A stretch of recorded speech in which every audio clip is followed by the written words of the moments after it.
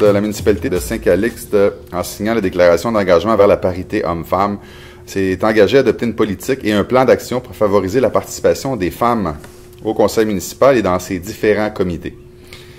L'objectif, évidemment, de cette politique, c'est d'augmenter le nombre de femmes qui ont été historiquement très peu présentes dans le conseil municipal, dans plusieurs conseils municipaux, mais particulièrement ici aussi à Saint-Calixte.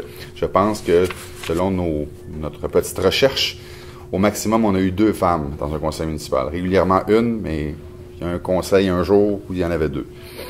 Le conseil aussi souhaite passer de la parole aux actes et se donner des mesures efficaces et faciles à appliquer. Nous affirmons que l'égalité homme-femme est un fondement de notre vision de développement ici dans Saint-Calixte. Évidemment, ça s'inscrit aussi dans une volonté gouvernementale, puisque en 2008, l'adoption de l'amendement apporté au préambule de la Charte des droits et libertés de la personne du Québec consacre l'égalité entre les hommes et les femmes, une valeur forte de la société québécoise.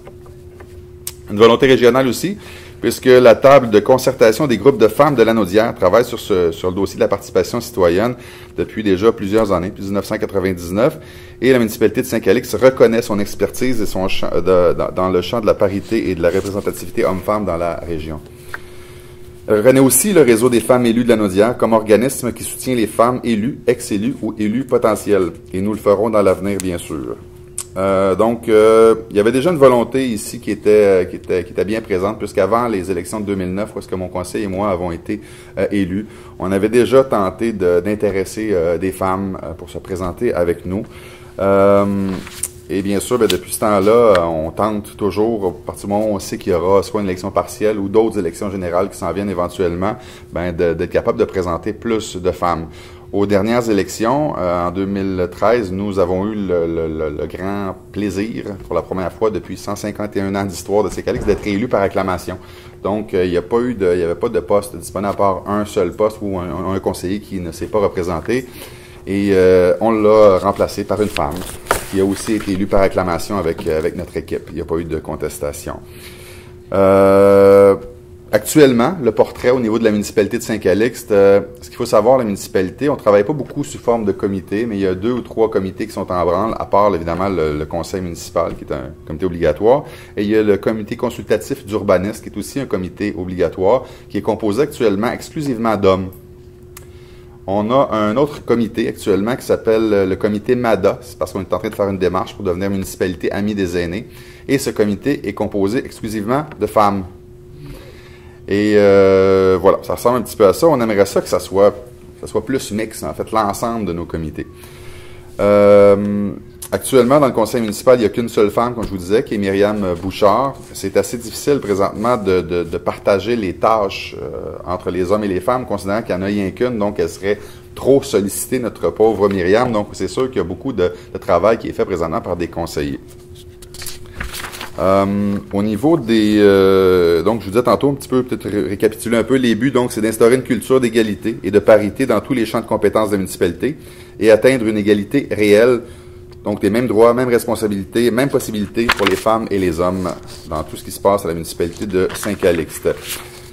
Voilà, donc c'est une résolution, on a passé une résolution hier pour l'adoption de cette politique. Je vous informerai qu'elle a été adoptée à l'unanimité des membres du conseil présents hier soir, c'est-à-dire tous. Je vous présente un peu rapidement aussi, si vous voulez, le plan d'action, parce que une fois qu'on a une politique et qu'on fait le beau vœu pieux de vouloir que ça soit paritaire entre les hommes et les femmes, il faut aussi mettre des choses en application pour que ça arrive. Donc, les objectifs, en fait, premier objectif, augmenter le nombre et la participation des femmes au sein des instances décisionnelles et consultatives. Et pour ça, on a des moyens. Les moyens, c'est d'adopter le principe d'alternance pour le poste de maire ou mairesse suppléante. C'est déjà comme ça, d'ailleurs, ici. On le fait déjà depuis 2009. En fait, tous les 2 mois, moi, c'est un pro-maire qui prend ma relève. Évidemment, si on aurait plus de femmes, alors plus souvent dans l'année, ça pourrait être des femmes qui pourraient jouer ce rôle-là. Là, Myriam, elle le fait pendant 2 mois de l'année.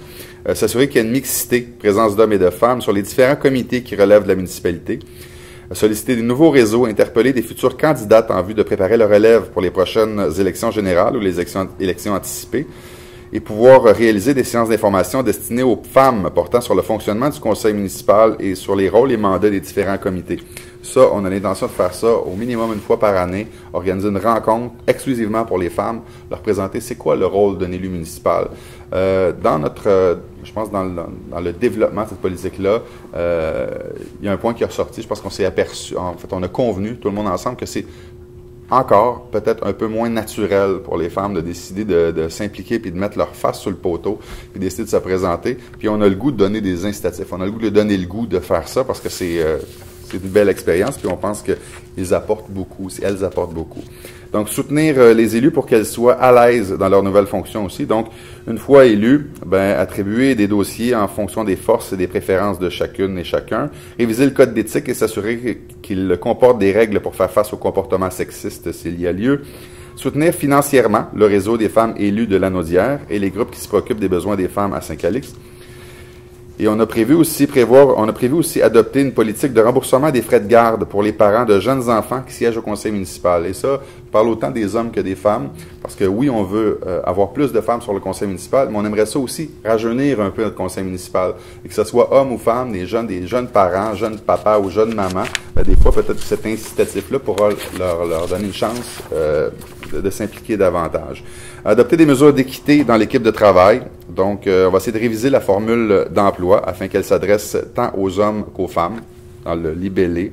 Identifier et mettre en valeur les actions de la municipalité pour promouvoir la conciliation famille, travail et études, bien sûr. Avoir une communication qui démontre notre engagement vers la parité. On a l'intention d'abord de diffuser la nouvelle politique, ce qu'on fait maintenant. Et on veut célébrer le 8 mars, la Journée internationale des femmes. On va présenter le bilan annuel de notre politique de parité. On va présenter des citoyennes inspirantes de Saint-Calix dans le journal ou dans les médias locaux.